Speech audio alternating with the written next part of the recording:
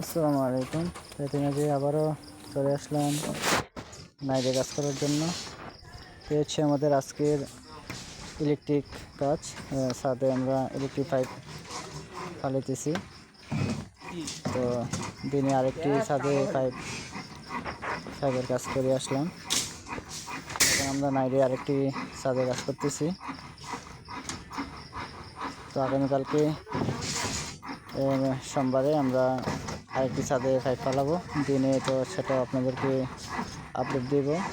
তাহলে কালকে ছাদ ঢালাই, এই কারণে আমরা নাইট করতেছি। তো কেমন হচ্ছে আমাদের কাজ অবশ্যই আপনারা কমেন্টে জানাবেন।